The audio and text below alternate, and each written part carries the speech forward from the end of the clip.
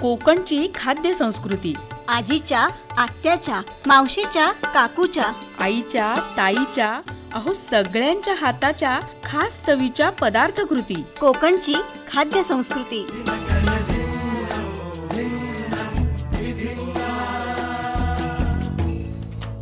नमस्कार श्रोते हो, कोकणची खाद्य संस्कृती या कार्यक्रमात मी पौर्णिमा साठे आपलं मनापासून स्वागत करते. श्रोते हो, गेले काही आठवडे आपण आदिती भावे यांच्याकडून काही पदार्थकृती ऐकतोय. एकदम कोकणातील पारंपरिक अशा पदार्थकृती त्या आपल्याला सांगतायत. तर आज पुन्हा एकदा आपण त्यांना आमंत्रित केले आपल्या आकाशवाणीच्या स्टुडिओमध्ये. नमस्कार मॅडम. नमस्कार. आणि आज पुन्हा एकदा आपण त्यांच्याकडून काही पदार्थकृती ऐकणार आहोत. मला सांगा, आज आपण काय काय सांगणार आहोत श्रोत्यांना? आपण नारळी पौर्णिमेला जनरली नारळी भात किंवा ओल्या नारळाच्या करंज्या असं करत असतो. बरोबर. तर त्याच्याऐवजी मी तुम्हाला आज नारळाची पोळी सांगते आहे. चालेल. त्यासाठी लागणारं साहित्य आहे मैदा 2 वाट्या आणि रवा पाव वाटी, बारीक रवा असतो तो. मोहन पाव वाटी, म्हणजे मी काय करणार आहे, मोहन आपण तेल 4 चमचे आणि तूप 2 चमचे असं मोहन घालणार आहे. म्हणजे तुपाचा एक फ्लेवर त्याला छान येतो त्या पिठाला. तेल तूप एकत्र करून त्याचं मोहन त्याचं बनवायचं आणि ते त्या आपल्या मैद्यात आणि रव्यामध्ये चोळून घ्यायचं चांगलं. आणि चिमूटभर मीठ चवीनुसार आपल्याला लागतं तितकंच म्हणजे. आणि हे झालं आपल्याला बाहेरचं आपण जे करणार आहे आवरण त्याचं हे साहित्य झालं. आता आतमध्ये आपण जनरली नारळाचं म्हणजे सारण करतो ना मोदकाला वगैरे, तसंच त्याला आहे घ्यायचं. 1 नारळ साधारण आपल्याला लागेल त्याच्यासाठी. म्हणजे साधारण नारळाचा तो चव असतो तो 1-2 वाटी खोबरं त्याचं झालं तर 1.5 वाटी गूळ लागेल. अच्छा. आणि मग 1 चमचाभर खसखस. आता मग तुपावरती थोडीशी खसखस परतून घ्यायची, त्याच्यामध्ये मग नारळ आणि गूळ असं मिक्स करून त्याचं सारण बनवून घ्यायचं आहे. म्हणजे आपण मोदकांना सारण करतो तसं, फक्त त्याच्यात खसखस ऍड आहे. थोडंसं सुक्ख घ्यायचं ते. आणि वेलची पावडर 1 चमचाभर किंवर तुम्ही जायफळ पावडर घालू शकता, काही तुमच्या हवं ते. थोडंसं ते मोदकाचं आपण कसं जरासं सॉफ्ट व्हायला पाहिजे ते मोदकात असं म्हणून त्याच्यापेक्षा थोडंसं ड्राय, म्हणजे अगदी ड्राय नव्हे आणि अगदी ओलं नव्हे असं इतपत करायचं. आणि मग हा मैदा आणि रवा एकत्र असल्यामुळं 1-2 तास भिजून भिजवलेला असतो आपला तो. भिजवून तो झाला की त्याला चांगलं मळून घ्यायचा. आणि नेहमीप्रमाणे आपण जसं खव्याची पोळी किंवा गुळाची पोळी करताना करतो, किंवा तुम्हाला तसं जमलं नाही तर मग उंडा करायचा, उंड्यात ते सारण भरायचं आणि त्याची पोळी लाटायची पुरणपोळी सारखं. तांदूळाचं पीठ लावून लाटायची, म्हणजे ती पटकन सरकते. आणि मग कडपर्यंत ती लाटून झाली, अगदी तुमची नाही कडापर्यंत तुम्ही कातणं असं त्याने कातून घ्या. एक छान डिझाईन पण त्यात येईल. आणि जेवढी पातळ तेवढी अजून छान लागते ती. ते कसं आहे पण ते करायचं ती पोळी, म्हणजे न फुटता आणि अशी प्रॉपर. इनकेस तुमचं सारण असं भरभरीत तुम्हाला वाटत असेल, तुम्ही मिक्सरनं काढून घ्या ते नारळाचं सारण, म्हणजे ते तुम्हाला पोळीच्या बाहेर येणार नाही. असं म्हणजे ते असं पावडर फॉर्म मध्ये पण नको, पण ते असं व्यवस्थित होईल. आणि अगदी वाटलं तर दुधाचा हात लावून घ्या त्याला, म्हणजे ते असं छान त्याची कन्सिस्टन्सी होते.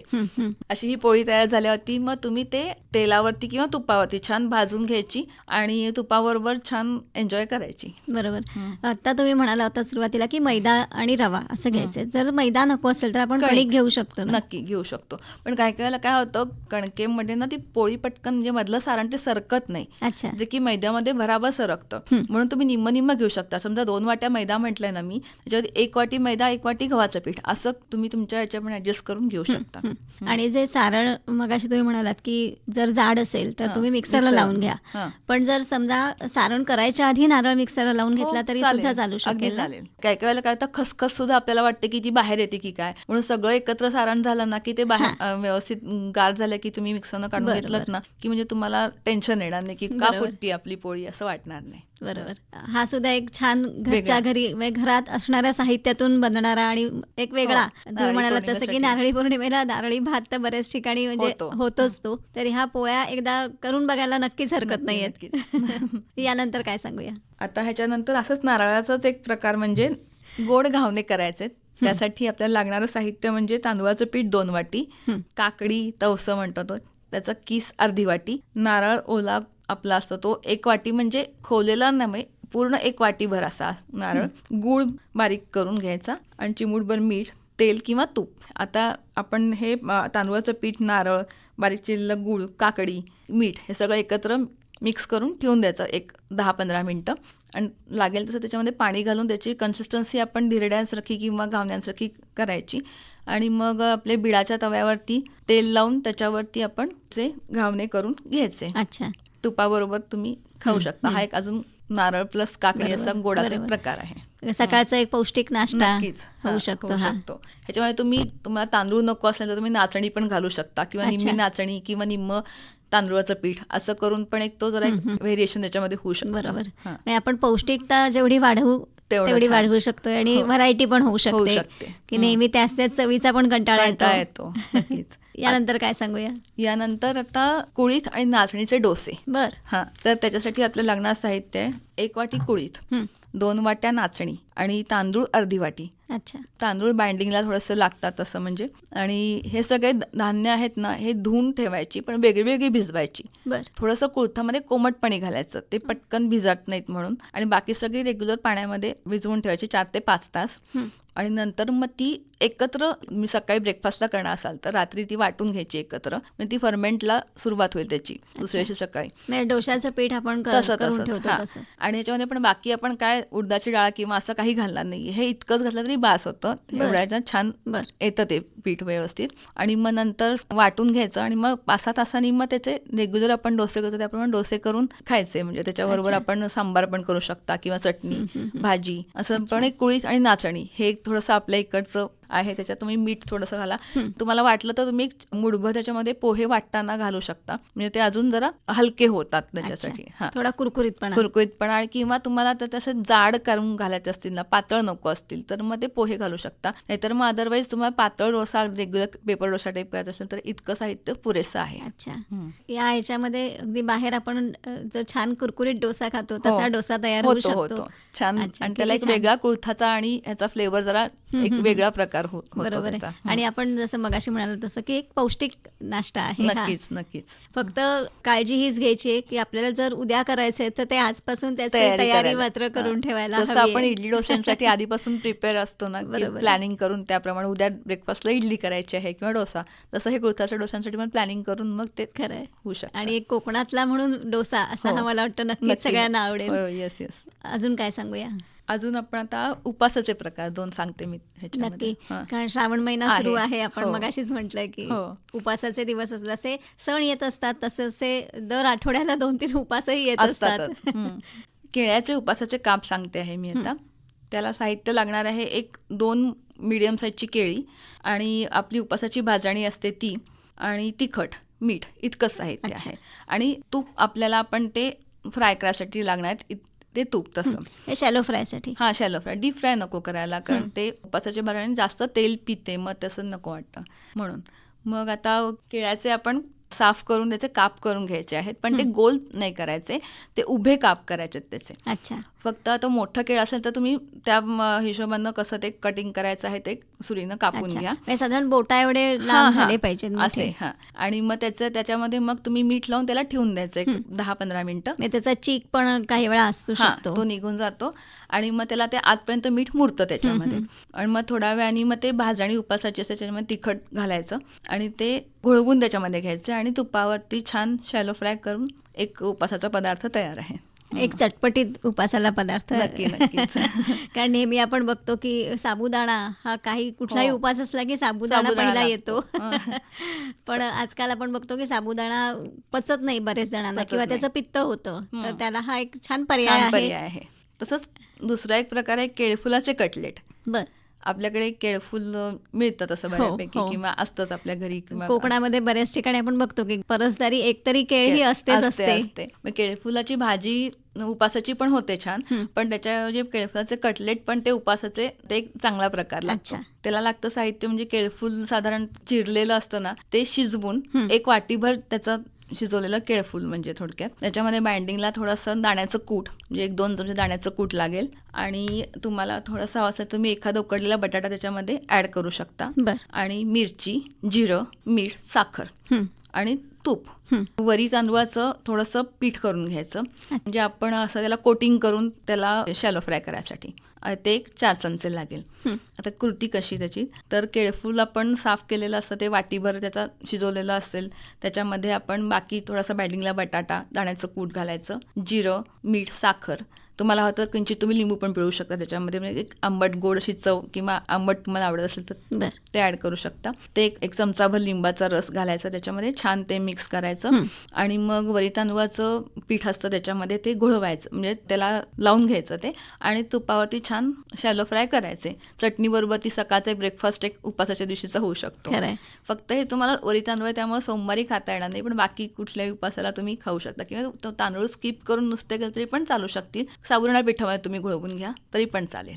अच्छा, फक्त याच्यामध्ये केळफूल साफ करणं आहे. अगदी बरोबर आहे. मी हेच सांगणार होते की याच्यामध्ये गोष्ट एकच आहे, केळफूल स्वच्छ करणे, कारण ते एक टास्क असतो.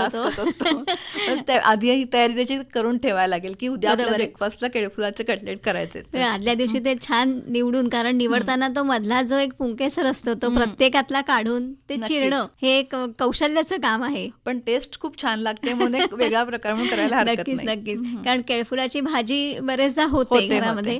मला वाटतं आता नक्कीच गृहिणी आपल्या या वेळेला कटलेट करून बघतीलच. तसंच ह्याचे केळ्याचं पीठ असतं त्याचे पण एक घावणे छान लागतात. अच्छा, हा, केळीचं पीठ मिळतं साधारण आपल्याकडे, कोण कोण घरगुती करतात.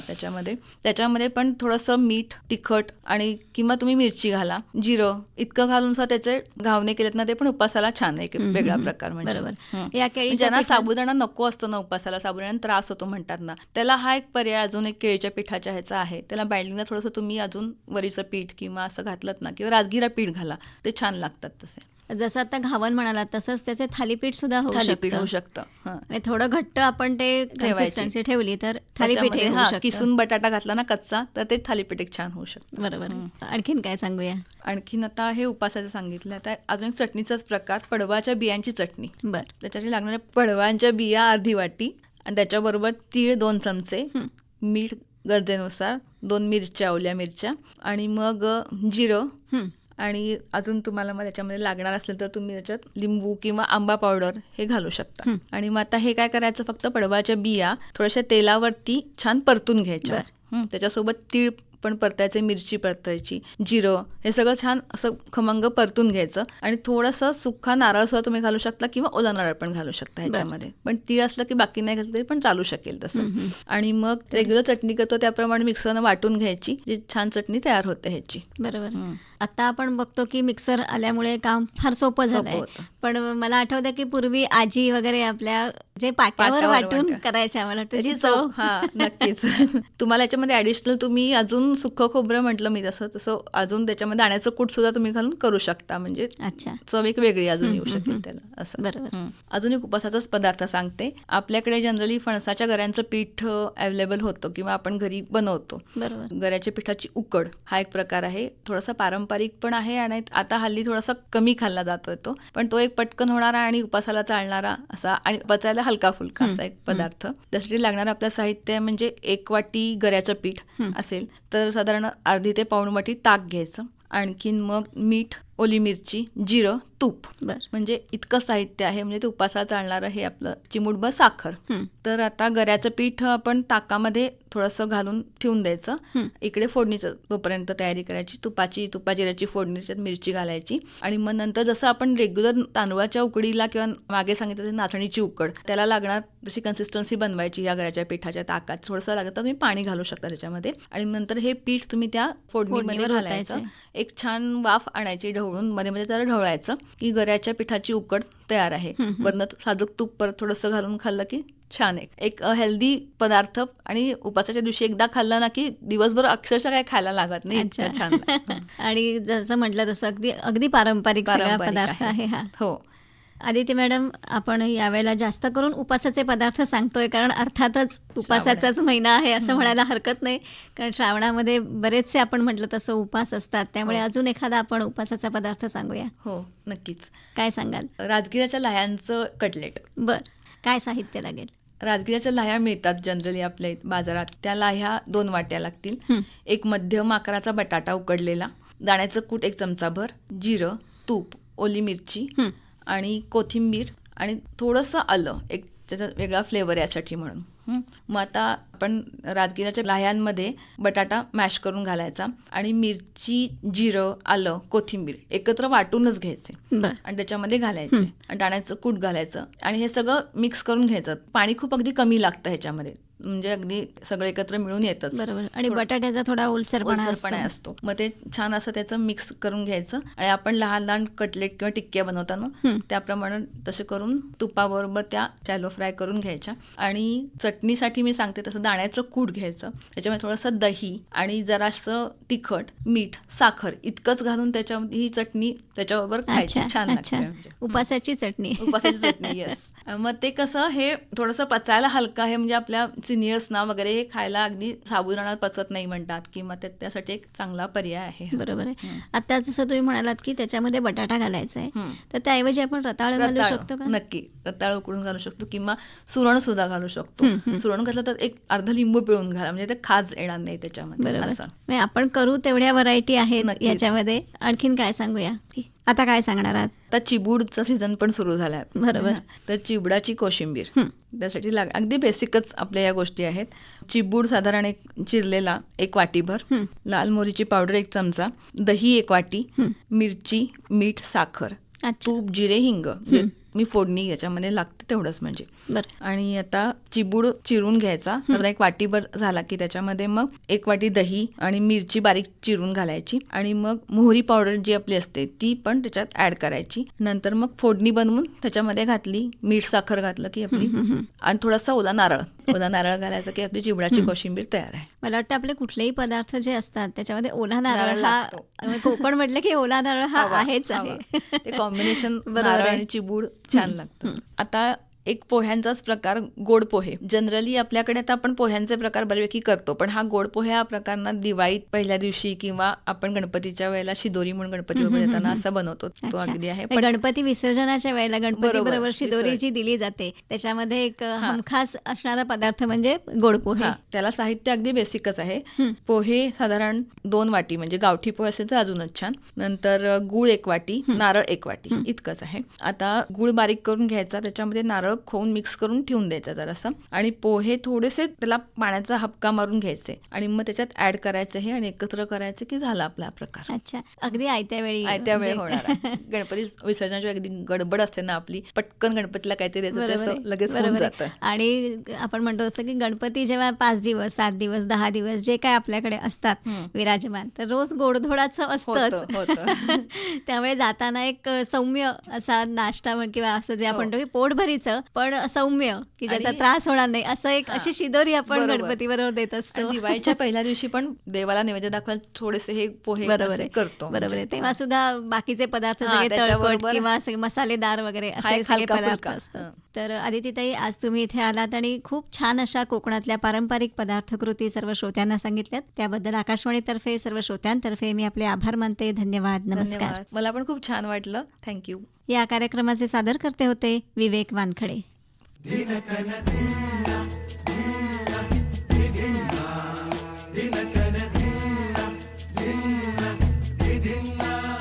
कोकणची खाद्य संस्कृती. आजीच्या, आत्याच्या, मावशीच्या, काकूच्या, आईच्या, ताईच्या, अहो सगळ्यांच्या हाताच्या खास चवीच्या पदार्थकृती. कोकणची खाद्य संस्कृती.